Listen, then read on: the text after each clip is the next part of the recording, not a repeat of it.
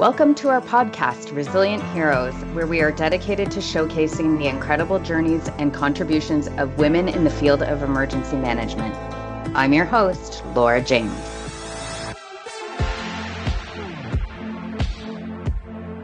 Welcome back to Resilient Heroes, the podcast where we spotlight women who lead with resilience, curiosity, and calm.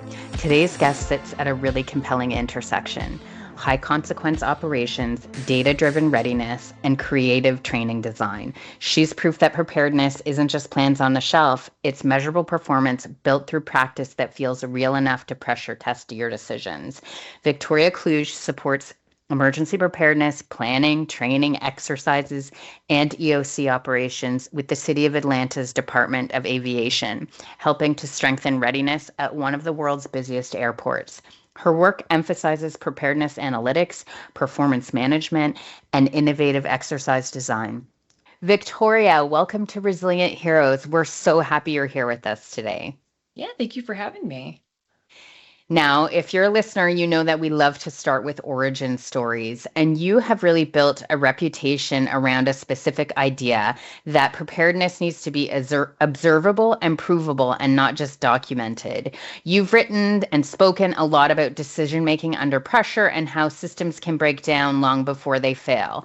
So let's talk a little bit about what pulled you towards emergency management as a career focus, and really what got you your interest sparked in this field. So I actually originally was trying to go more of a law enforcement focus. I had started as a corrections officer with a degree in criminal justice, with aspirations to go to the FBI. And so cool. And my path just didn't kind of work out that way. I ended up at the theme parks in Orlando doing security. And got my master's degree in that time for emergency management and homeland security, with the focus actually on the homeland security side of it. My thesis was on privacy rights and national security. And then Universal was starting to build out their emergency management program. And they were taking the dispatch centers that we had on property and moving them under emergency management. And because of my degree, I ended up getting involved in that. And that kind of is what ended up being my pivot towards emergency management. I had a very unorthodox path here. I then left for a while to do 2 years of doctoral work on national security studies. Decided that was not for me, and then ended up actually as executive director for a nonprofit in Orlando.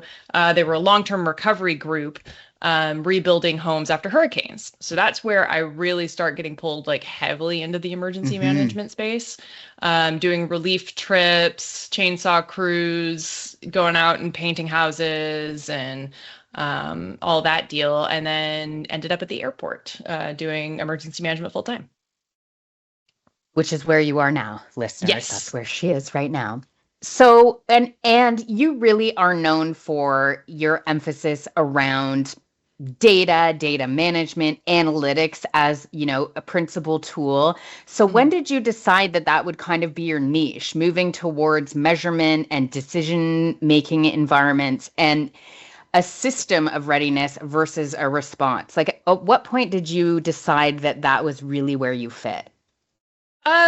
Honestly, really solidified within the last year. Okay. I had started some data projects at the airport and, kind of leaned into a little bit there. And then I went to the Naval Postgraduate School Center for Homeland Defense and Security's Emergence Program. And they require you to have a change initiative. And my change initiative ended up just being data focused on coming up with this readiness dashboard. And that whole concept just kind of took off. Turns out that I'm actually pretty decent at doing this. and have just been integrated into that since then. Even at the airport, they moved me into a data management role with our integrated operations center, with all of these projects that I'm doing. So And you're really our first resilient hero that we're having a chance to talk to here on the podcast who, really is focused at an airport, which is such a unique environment, highly regulated, very interdependent, and on 24/7. I mean, there is no break at an airport. So, in your role supporting emergency management, you are operating in a space where coordination and time pressure are constant. What's different about building preparedness programs in an airport environment versus other settings, like a theme park, for example? So surprisingly, the theme park and airport worlds are fairly similar because of the fact that it's constant throughput. At the theme parks, we're dealing with, thousands upon thousands of people a day. So it's pretty nonstop there too. And despite the fact that the park itself might be closed, the operation's still running 24/7. Because they're doing all of the maintenance work and exercises and all that stuff after hours. But in general, when you compare it to, say, like a local jurisdiction, you have no downtime. The airports, we're constantly on call. I think our EOC probably gets activated more than a county does, just because the types of things that you have to deal with in a high operational environment. And it really adds another dimension because you have a lot of mandatory stakeholders that you're having to incorporate, a lot of them. And from all different levels, you've got, the airlines, you've got federal partners, you've got vendors, all of that deal. We have, I think the last count was like 63,000 people on site, and that's just employees. Holy cow. Yeah. So that's the kind of operation that we're dealing with versus, say, a city or a county EMA. I mean, the employees alone are bigger than some municipal government, right? Right, that's exactly. Crazy. Can you tell us, is there a common misperception you think that, emergency managers have about emergency management for an airport environment? I think they don't quite understand how operational it is. We tend to work more under an operational framework than typical emergency management does, because we're having to get involved with so many other things besides just high risk emergency, because we're integrated into so many different things that we have to deal with crowd surges. We have to deal with flight delays, things like that, most local EMAs don't have to think about. 100%. Now, talk to me about that. Talk to me a little bit about the number of stakeholders. I mean, you listed off just a handful there. How do you make sure that you're getting a message across to all of the relevant folks? Do you keep, a common connection point with them? How do you make sure that you're reaching everyone when you need to? So we do mass notification for that. Okay. We have a great mass notification team that just solely works on emergency communications, to make sure that everybody that needs to be involved is involved. That's amazing. So you're using technology to the fullest extent there to ensure that you're getting your communications on par with what you need them to be. Yeah. Okay, Victoria, I know this because I follow you on LinkedIn, that you love training and exercises. Yes. So friends, if you don't follow Victoria yet on LinkedIn, you must follow her. She posts very frequently and always really insightful information, but I know that exercises are one of the things that really drive you. So for an environment that's really complex, and I think both a theme park type of environment and the airport environment are really complex. How do you ensure that it's not a check in the box exercise, that people aren't just coming in, getting it done for the day, grumbling and going back to their regular jobs? But how do you make sure that there's true improvements to operational performance in these environments? So it's kind of a complicated thing to do. And this is something that everybody has a problem with. But it really takes intentional design, and making sure, I'm a big proponent of introducing consequence into your scenarios. So that way, when people are stating that, they're implementing this plan, okay, well, now here's the consequence of implementing that plan. I love so that. Now, is it working? Is it not? How do you have to problem solve out of it? And that really gets people to actually think. And then in the after action process, making sure that you're being honest. Yes. Because that always ends up being a big thing, is people are very polite in their after actions, and then it doesn't really lead to substantive change. And then the analytics can get brought into that, because then you're actually being able to track KPIs that you're inputting into these exercises, versus just measuring the level of activity. You're actually measuring the performance, and then you can see a comparison across the exercises of your actual performance.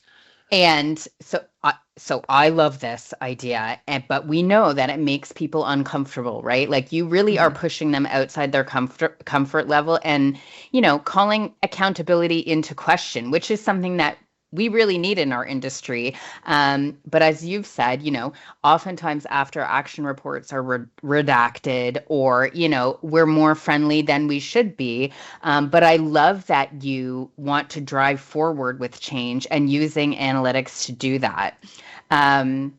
So I'm going to talk a little bit about that with you, because I think there are a lot of EM folks out there who really want to figure out the best way to do this, to bring the accountability into the mix, and using the data that can be at your fingertips to do that. So you're known for really pushing the envelope in emergency management towards analytics and performance management. And you've said, you were kind of pushed into that. But you found a niche for yourself. So, using dashboards, using information and data at your fingertips at the time of an event or planning, or even post-event, a lot of organizations will say that they're data-driven, but the data doesn't matter if it's not influencing your decisions at the time when you need it to be influencing your decisions. So from your perspective, tell us, what are the most useful readiness signals that you wish more teams used to track consistently? Performance in general. Okay. And that can be, that doesn't have to be a complicated concept. A lot of people do seem to think that measuring performance is going to require all of this effort and all of these metrics, when really you can start with the basics. For after actions, the HSEEP structure has, a way to rank performance during an after action, with the, measured or performed with challenges, performed without challenges, performed with some challenges, unable to perform. So, using that, you can attach numbers to it. It's really easy. Just do it on a scale from 0 to 5. And from there, you can actually start getting some actual data out of it, quantitative data. And that's a very basic place to start. It's not intimidating. It's already in existence for you to use. So using that versus activity. Okay, we did X number of exercises. Okay, well, that's great, but did you do them well? Yes. And even this principle can be applied to your real world incidents and the after actions that you produce for that. Do the same scoring mechanism. And then you can start comparing across the board. Okay, did these exercises actually help us perform better in the real world incident? So tell me how you massage leadership to be comfortable with this idea of being technically graded.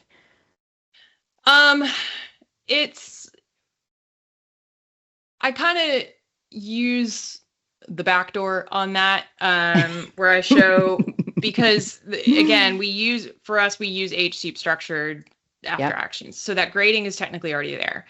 Yes. All I've done is attach a number to it. I haven't done anything new. So now when I actually show the data, now they have something that's objective that they can see. And I think that that's what helps, is that it's going to be an objective number versus a subjective evaluation of someone's performance. Okay. And that really helps kind of ease that in there, because, you know, you're not calling out any particular person. You're not saying that, you know, the team sucks. You're just saying that, you know, these particular areas have room for improvement. I like that. I like that idea. It is really difficult. I mean, I have found throughout, you know, the last 15 years of my career, it's really difficult to want people to face the facts of where we are and start measuring where we are so that we can begin to measure improvement. I find it one of the most difficult places to have conversations and, you know, around the work that we do and the work that we have done in an after action. Right. So thank you. That is very helpful. Now, I'm going to ask you, if you had a magic wand and you could change one thing about how preparedness is measured across emergency management, what would it be? I'm going to sound like a broken record, but stop measuring activity. Yeah. Stop measuring activity. I mean, well, don't stop measuring activity. There's some importance to that, but stop relying on that measurement to be your level of preparedness. Just because you completed 5 exercises in the last year doesn't mean you're ready. So making sure that you're really tailoring towards, you know, actual real tangible data. You know, even when it's coming down to assessing the performance during a real world incident, you know, time to make a decision latency, the time it took to escalate a decision, how many people did it have to go through in order to get this particular decision approved. Things like that is really what we need to be measuring in order to figure out where our bottlenecks are, to figure out where we can cut down on certain processes and actually start having substantive change. I love this idea so much. I want it to take hold across all of emergency management worldwide. I'm going to use my wand too. Now, for those of you that haven't been introduced to Victoria before, one of the most distinctive parts of her work is that she integrates gamified approaches to training and scenarios and EOC exercises to improve decision making and coordination. So why and how did you start experimenting with game mechanics in what you do in your everyday life? So I had actually, it was a couple of years ago, a colleague of mine and I were sitting there brainstorming how we could make exercises better. And we're both Dungeons and Dragons fans. And, of course. Yes. And we thought about how we could incorporate that kind of mechanic into emergency management exercise. And so we worked nonstop for like 2 weeks to come up with a system and got to test it. And it actually worked out really well of having sort of this role play tabletop that introduces that level of consequence that I keep talking about, as well as random chance, because sometimes things just happen and you can't control it. And so we actually get to, you know, really start implementing these things. And we incorporated a resource management into it as well, and showing actual, you know, real world resource constraints. You don't have the unlimited resources that you seem to have during a tabletop exercise. That's exactly right. Yeah. And it really showed a higher level of engagement with everybody that was playing it. And B, it really started to give us some things to measure that we can then bring back into that data analytics. So it's all connected. It's all one big beast for me. But then I started thinking about other ways to do this, and came up with other types of mechanics like a EOC escape room, which I just posted a class for anybody interested in how to build that. But starting to have these higher level engagement activities, but they still produce performance. And that was really the big thing. And so, like, what's the difference that you see using this type of training or exercise versus our traditional tabletop or traditional mechanism for testing folks? Like, do you find that people are more engaged? People are definitely more engaged, and assumptions go out the window. I find that tabletops are assumption heavy. Yeah. That you have this plan and therefore it works, and that's not always true. And these games kind of break down those assumptions that just because you have it doesn't mean it'll work. And you have to still know how to implement it. You still have to know, the consequences of certain decisions being made and how that'll cascade throughout the rest of the event. And so a follow-up question again to the leadership. What do you say to leadership who say that, games reduce credibility, or, that's not how we've always done it here to measure our success or performance? What do you say to them? So I always tell people, don't think of it as a game in a traditional sense of, playing Monopoly or Candyland or something like that. Think of it as a diagnostic tool. Think of it as a decision laboratory where you're getting to go in there and you're getting to iterate different scenarios with different decisions and really start making comparisons about what's effective and what isn't. As well as, how people come to certain decisions. And it's really a great, environment to be able to do that. That's still, no fault, lower stress, but getting to really start digging into certain decision making and behavioral processes that you don't normally get in other exercises.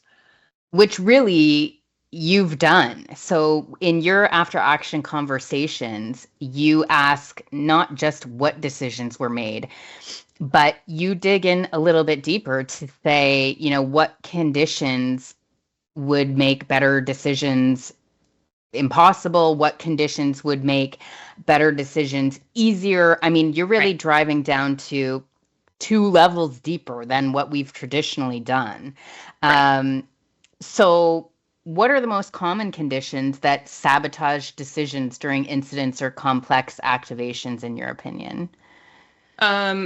It's authority diffusion, I think, is the most common thing where, you get into a situation and nobody thinks they have the authority to make a certain decision. And so it continuously escalates and escalates and escalates through other people. And then you're taking forever for that decision to be made when it might have been able to be made at a lower level.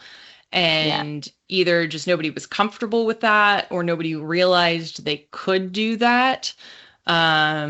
Or just the way that the authority chain is set up makes it impossible for them to do that. So that's really, I think, the biggest thing where decisions get sabotaged. And so do you spend some time during after action review unpacking that to help organizations really figure out why there was that block or that pain point, and then the ways that they can alleviate that? If it became apparent, because sometimes you don't get to see that level of escalation, you don't get to see that process, which is a transparency issue. But if you're able to observe it and able to see the exact process, then you can unpack that pretty easily for people. And say, okay, well, by the time that this incident occurred, it took another 20 minutes for a decision to happen. And being able to really point to those metrics. I like that. And so, I mean, you know that I work for an incident management software solution company right now. So I Hmm. am all about ensuring that, we've got data available at our fingertips 24/7. And, I get asked this question frequently in my day-to-day work. But I'm wondering for you, based upon, your experience and how you work with data and analytics, we often will have, you know, a customer, a client, a colleague come and say, we just got this massive grant. We can hire, we can buy software, we can change our processes. We've suddenly got this bucket of money that we never had before. But they want to know how to mature fast and what to invest in first. And so, in your opinion, is that people, processes, technology, training, measurement? Where do you start if suddenly, your wish list was granted? Where do you start to mature your organization? I think the two biggest places to invest first is people and measurement. Yeah, Because the people are going to be the ones that are making all those decisions. They're going to be the ones that implement your plans. They're going to be the ones that decide, where resources go and how things get used, and making sure that those people are the right people, making sure that they're trained correctly, making sure that they have, paths of professional development to be able to make better decisions down the line. I love that. And then the measurement piece, and measurement doesn't have to cost a whole lot It either. doesn't. Yeah, it really, really doesn't. But making sure that you are starting to measure those things, because you need to have a foundational basis before you start trying to, invest a ton in technology. I find that a lot of emergency management folks right now, they're hopping on this AI train Hmm. and they're not ready.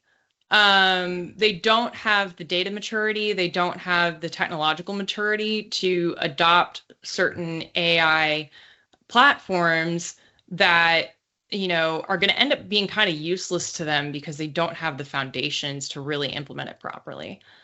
I agree with that 100%. And we're really seeing that right now. I mean, the conversation's exploding around the use of AI in EM as a decision-making tool. Yeah. But I agree with you 100%. I mean, if it's garbage in, it's garbage out. I don't care where it's coming from. And if you don't have a mechanism to ensure that what you're using is appropriate for your organization, your team, and your own sophistication internally, it's just more noise Right. added to your response. So I totally agree with you. Now we're just gonna pivot a little bit and talk about, emergency management and women in emergency management. That's what we do here on Resilient Heroes. We know that it can be a space where women often have to over prepare, over educate, really feel that we have to bolster ourselves to be taken seriously. Particularly, I would say, in operational roles or more technical roles like a data driven role. Hmm. So, have you had moments where you have felt that you've had to prove your competence differently than other coworkers? And if that's the case, what helps you build influence in rooms where, and you've been in lots of them, where urgency and hierarchy really shape the voices that get heard? Have you had these, you know, moments in your career where you have felt that you weren't necessarily taken seriously and that you didn't have a voice? And then how have you matured and how do you continue to grow in that space? Definitely have had that. I'm fortunate right now to have a very female heavy office. You do. Yes. So, it's great that we've got that kind of support network for each other. So we have less of that problem where I'm currently at. But even in the consulting work, and prior instances in my career, I've definitely had to kind of prove my competence a bit more than other folks. And that's, I learned very quickly that it's okay to take up space. And Yeah. that's really what I've leaned into, is saying, I'm here in the room and you're going to respect the fact that I'm here in the room. I'm not going to sit here and make myself small to make you more comfortable. And sometimes that can ruffle feathers, but sometimes it works and people will say, oh, she's got the confidence here. And, now that we've let her speak, she's actually shown that she's got the confidence to back it up. I mean, if you've got a seat at the table, you've got a voice at the table, right? Exactly. Yeah. And I love that. When you and I first chatted, you said that you have a really tight female team right now and that you love that. But again, coming from the background that you have come from and, your strong pull towards analytics and data, that takes you sort of away from what have been traditional EM roles for women, right?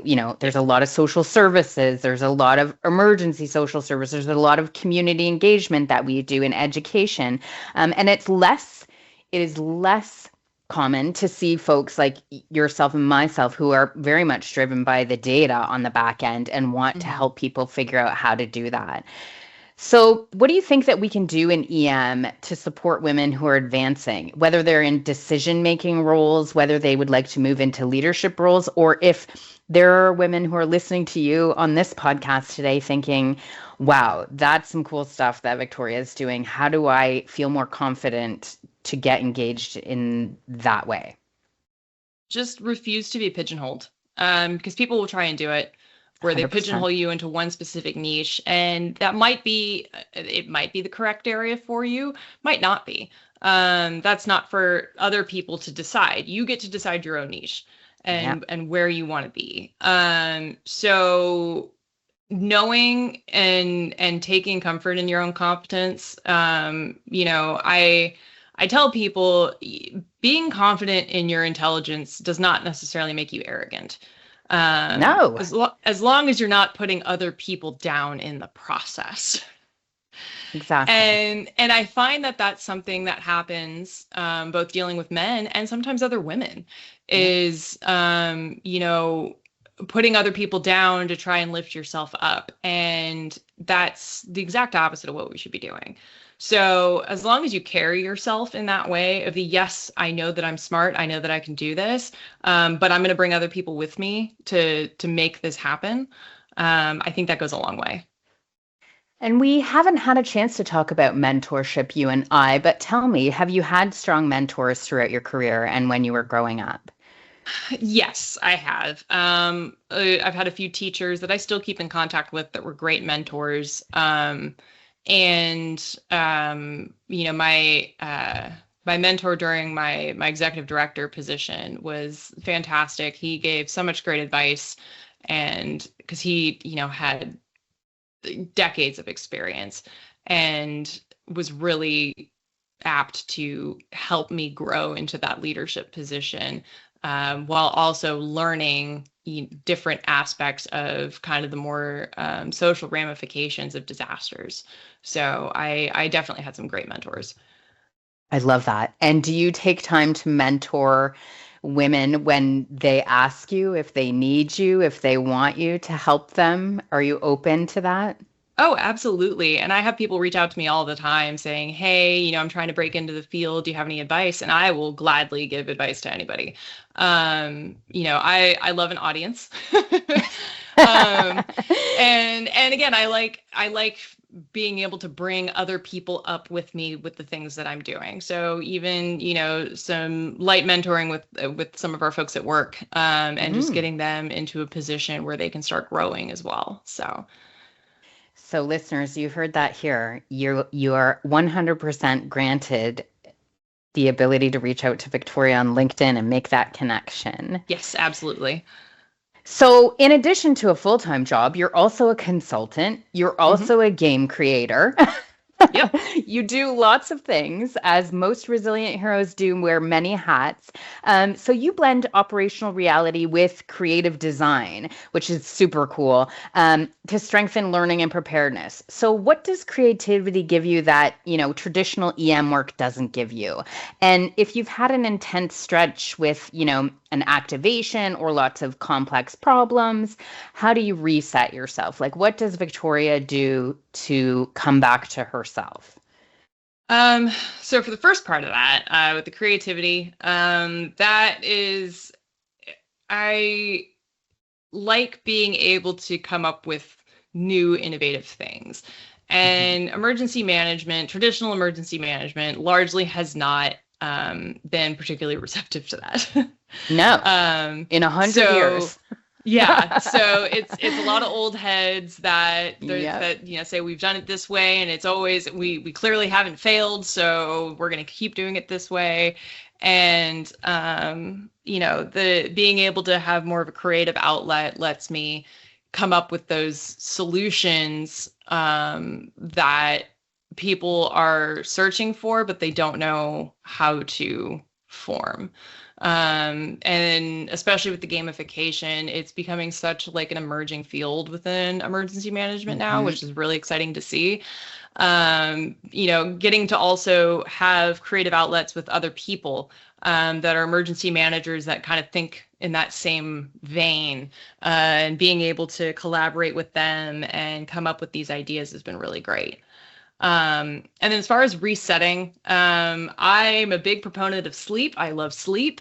And being able to just tune out, I'll go sofa rot with my cats. They love it. I love it. And just taking some quiet time to just not do anything. That's how I reset. I just need that like battery hard reset of just. And tell us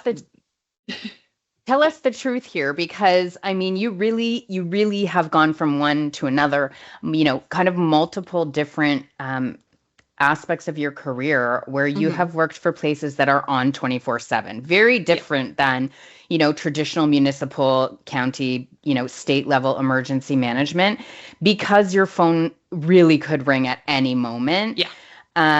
Tell us how good you are at turning it off and not actually paying attention. I am very good at it. Are you? I love that. Yes. I tell everybody at work, unless I am on the on-call schedule for the week, after 5, that's it. I'm done. I'm done You're for the out. day. It is my personal time. I'm going to, go watch The Pit, and which for anybody that hasn't watched it, highly recommend. And being able to just have my personal time. Now, my personal time lately has also included my games. But I find those fun to do. I don't find those to be work. So, okay. I love that. And I love that you're actually able to turn it off and you stick to that, and that you've trained your team that way. I think that's great advice. I have never been able to do that very well. I'm starting to get better at it, but like I'm 50, right? It took a long time to really say I'm not on. And, have the confidence that, and some of it I think has been coming to terms with like ego. They don't actually need me, right? Like they don't need me. They can do it without me. And my time is better spent with family during this time, right? So that I can come back rested and refreshed instead of partially rested and the whole time actually thinking about what was going on in the EOC instead of taking the break that I needed. So I love that you are strict on that. And I'm just going to double down on that. If you don't watch The Pit, you must watch it, because while it is an emergency room environment, there are so many aspects of every episode that fall in line with what we do. And this particular season, they are without technology and, pulling out the bins. Mm-hmm. Well, and then the season 1 mass casualty arc too, where they actually implemented Hicks. Amazing. Yeah. I mean, they're really doing it for us. Yes, exactly. The emergency managers in the world get to geek out over this show. It's so true. Okay, so you've contributed really a lot in your career so far around thought leadership and modernizing emergency management. And, I see you multiple times a week really trying to push the envelope through your own communication channels to shift from being busy and, ticking boxes to actually making better decisions with better information. So what do you think the next era of preparedness looks like? And what skills do you think emergency managers will need in the next, 5 to 10 years? I think focusing away from response as the only mechanism that needs to be prepared for. That's we spend so much time, and I know a lot of it's a first responder mindset of I need to be able to respond, but we also need to create resilient communities. And the way to do that is actually investing the time in making sure that they have proper resources, making sure that they have access to information, making sure that, we can go out into our communities and tell them this is what preparedness looks like to us. Yeah. And here's what the mitigation that we're putting in play looks like. Right. Exactly. Yeah. And that's really, I think preparedness needs to be an integration of prevention and mitigation. To really actually, because ultimately that's going to make it easier on our responders to be able to respond, especially when they have reduced resources, is if we have prevention and mitigation in place. And as far as what emergency managers will need more of in the next 5 to 10 years. Again, data is going to be a big mandate. I know coming from the feds, they're wanting to move from all hazards approach to risk-based management. Yeah. And, needing to be able to create comprehensive data analytics is going to be a huge, huge thing to make that happen and make it work. It's going to be a shift. It's going to be a big shift. I'm so excited to see it come to fruition. So I know that we do have a lot of, early career emergency managers who listen, folks that are in school or, doing their master's right now.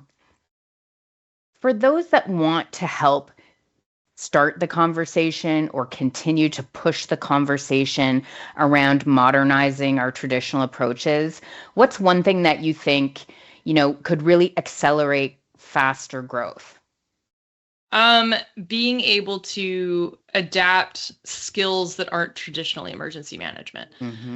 So similar to how I did with data. It's not traditionally in that path, but it's immensely useful. And that's what's ultimately being able to bring those skills in is ultimately what's going to be able to help modernize the field.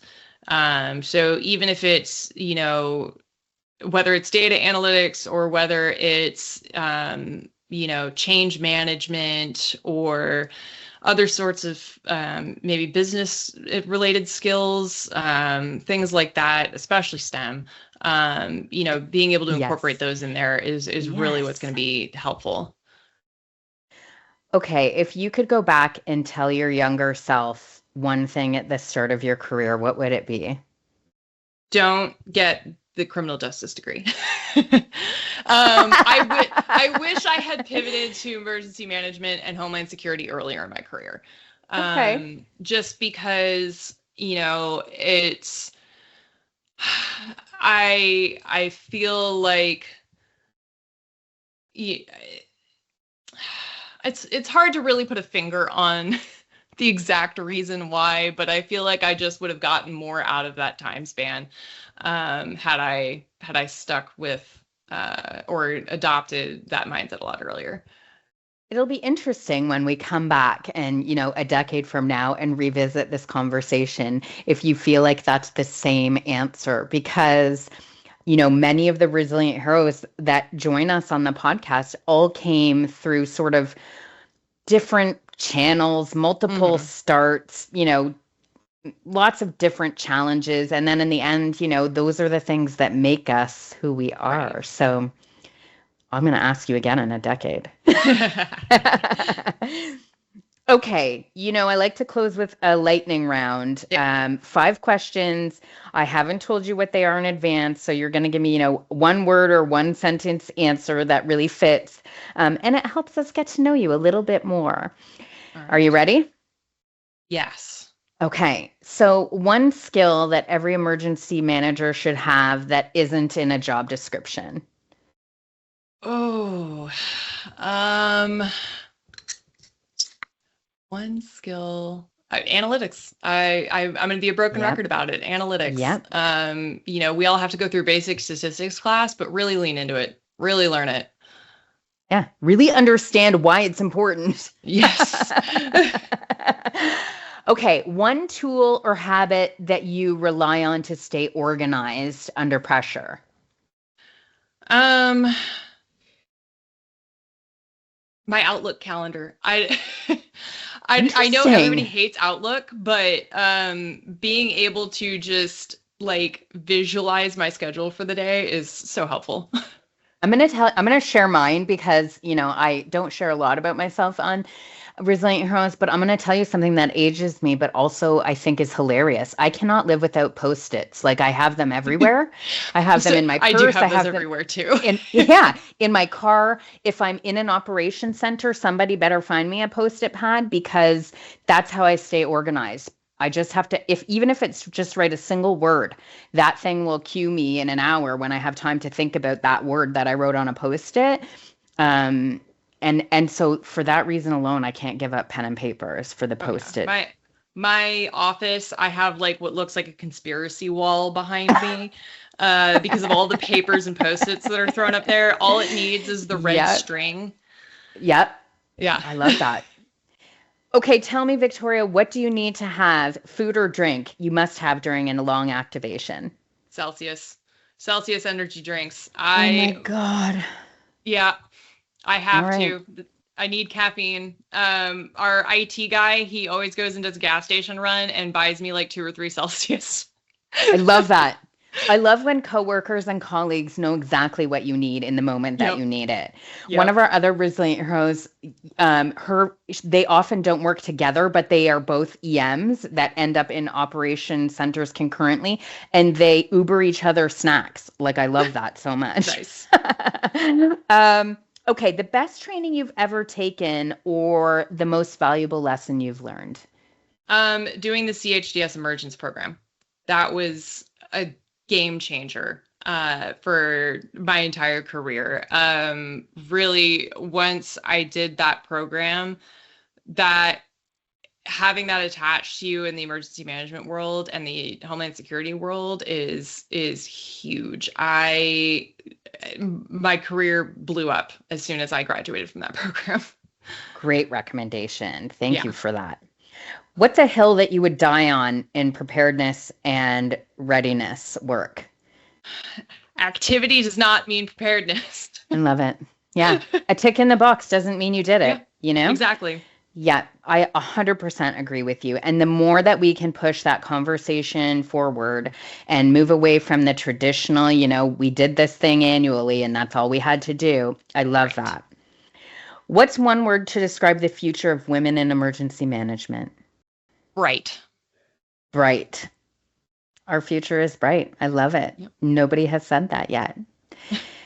Victoria, I want to thank you so much for sharing your work, from strengthening readiness in, complex environments to advancing the field of emergency management through analytics and performance measurement, and really talking about data and data-driven approaches to every aspect of the emergency management continuum. I cannot thank you enough for joining us today. Yeah, thank you for having me. And Resilient Heroes, please reach out to Victoria on LinkedIn, start following her, and get involved. The more voices that can hold up change through measurement and analytics and data, the better we will all be. Thank you so much for joining us, Victoria. Yes, thank you. To our Resilient Heroes listeners, here's your challenge for today, your call to action, so to speak. Pick one preparedness activity that you do regularly, an exercise, a plan review, a briefing, and ask yourself what would make that more measurable. And then ask, what would make this usable under pressure? Because resilience isn't just about response. It's about designing systems that still work when stress tries to break them. Until next time, stay prepared, stay curious, stay resilient, because unprecedented is what we do. The opinions expressed on this podcast are those of the hosts and guests and do not necessarily reflect the views of Buffalo Computer Graphics. All content is for informational purposes only. Are you or someone you know a resilient hero and would be interested in contributing to our podcast? We would love to hear from you. Please contact us at RHpodcast@buffalocomputergraphics.com.